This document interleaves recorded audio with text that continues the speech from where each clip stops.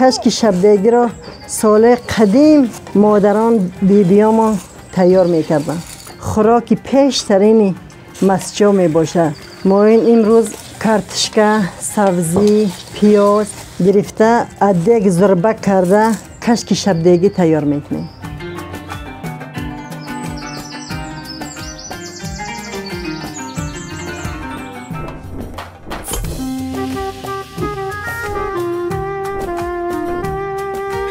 من نوروز و رجب ماه از ناحیه مسجد زندگی میکنم. ما این امروز همین گندم تازه کرده کشک شبدگی میپزیم.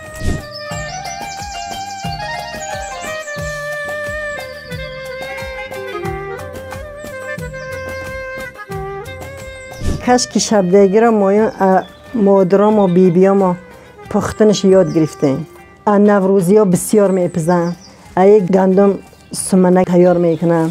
چند نمودی افخاطا میشد از گندم.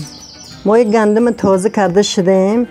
اکنون در جوازک انداخته کمتر 40 آبش میکنیم. بسم الله.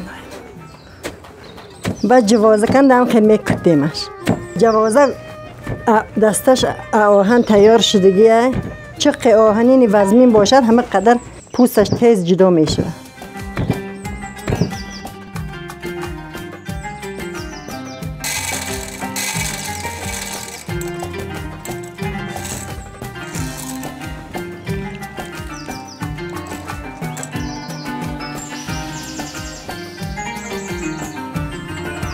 گندم کوفته ششته تیار کردیم.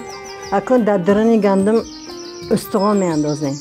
بری درنی تنور بردن لحم در کار نیست. لحم بری ضربه که یعنی استخوان بری درنی گندم این برده در تنور دم می اندازیم. تنور علو میکنه. ما یک گندم در یک ظرف کلان انداخته برای خاطره که این گندم با بسیار میشه. یک ظرف کلان انداخته آب ریخته در اون تنور اند میمونه. اگه یک شبانه روزی ادر تنور میستاید.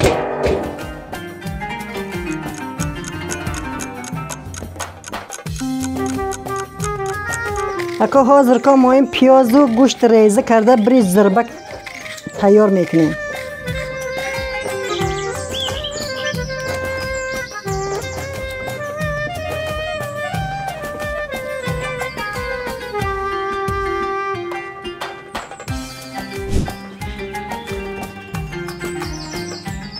اول ما این روغن ریخته. بعد روغن که داغ شد گوشت می اندازیم.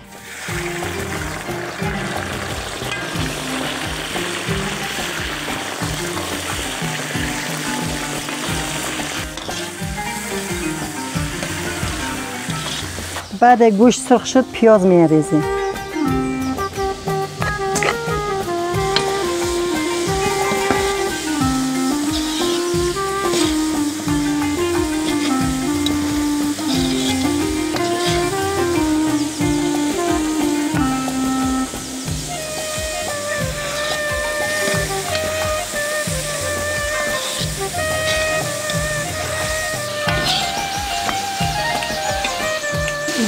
بعد پمل داره سبزی رو می اندازیم.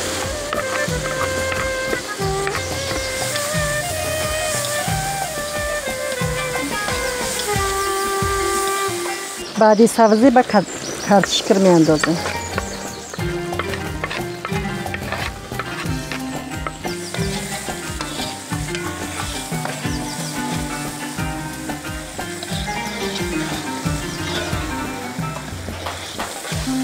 همین محصولاتش که تفت دادیم شدیم با آبش میریزیم.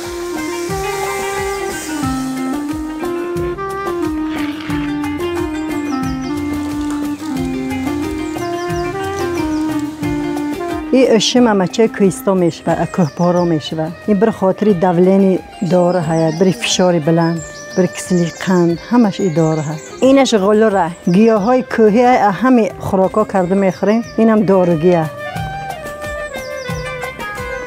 ما یه زربنگ من تیار کردیم. بعد از یک شبانه روز کشک شبدگی من در دو تنور تیار شد. حاضر میگیریم. بسم الله الرحمن الرحیم.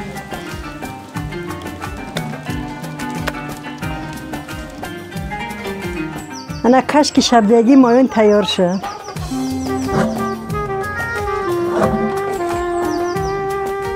بسم الله الرحمن الرحیم.